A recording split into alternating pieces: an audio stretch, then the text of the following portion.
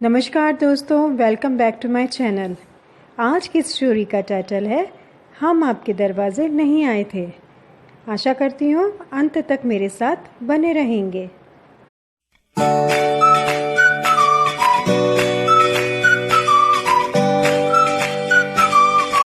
Friends, कहानी कुछ इस प्रकार से है।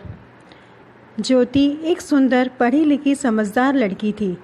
कॉलेज में उसने 2-3 गोल्ड मेडल अपने नाम किए थे। पुरस्कार वितरण के लिए शहर के प्रतिष्ठित बिजनेसमैन अरुण कुमार जी को बुलाया गया। पुरस्कार देते हुए उन्हें ज्योति अपने बेटे रोहित के लिए पसंद आ गई। उन्होंने घर जाकर अपनी पत्नी रीमा जी और राहुल से इस विषय पर बात की। पिता की बात मानकर रोहित माता पिता के साथ ज्योति को देखने उसके घर गया। ज्योति की सुंदरता पर रोहित पहली ही नज़र में ही मोहित हो गया।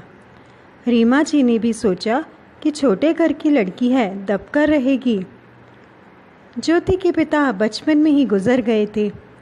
माँ ने ही सिलाई करके और दूसरों के घर खाना बनाकर ज्योति और उसके भाई की परवरिश की थी। इतने बड़े घर का रिश्ता आया था, इसलिए ज्योति की माँ का मना करने का कोई सवाल ही नहीं उठता था। शादी बहुत अच्छे से संपन्न हुई।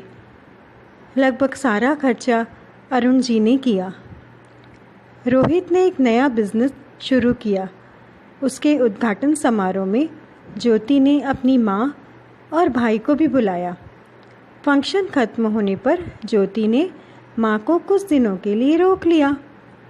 एक बार ज्योति के ससुर जी से मिलने उनके खास दोस्त आए, जो शहर के प्रसिद्ध वकील, और उनकी पत्नी आरती जी एक एनजीओ चलाती थी। वह जमीन से जुड़े व्यक्ति थे। ज्योति की माँ ने ही सारा खाना बनाया था।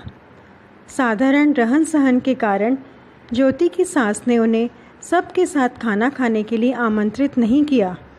इससे ज्योति को बहुत बुरा लगा।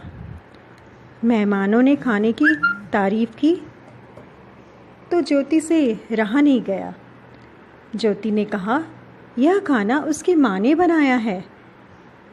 तब उसकी सास बोली, जिंदगी भर उन्होंने खाना ही तो बनाया है। आरती जी ने उनसे मिलने की इच्छा जताई तो ज्योति अपनी माँ को बाहर लाई और सबसे मिलवाया।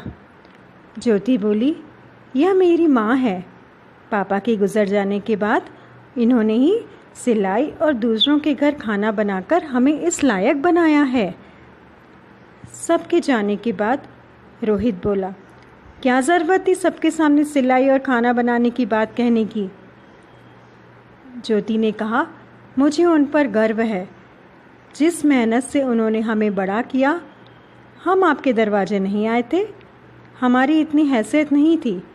आप लोग आए थे रिश्ते के लिए, तो अब क्यों शर्मिंदा होते हैं। आप लोग इस तरह मेरी माँ का अपमान नहीं कर सकते। रोहित और उसकी माँ चुपचाप सुनते रह गए। फ्रेंड्स, अगर आपको ये कहानी पसंद आई हो तो प्लीज़ उसे लाइक ज़रूर कीजिए और मेरे चैनल को सब्सक्राइब ज़रूर कीजिए। तो फिर मिलते हैं एक नई कहानी, एक नई रेसिपी के साथ। तब तक के लिए खुश रहिए, स्वस्थ रहिए। नमस्कार।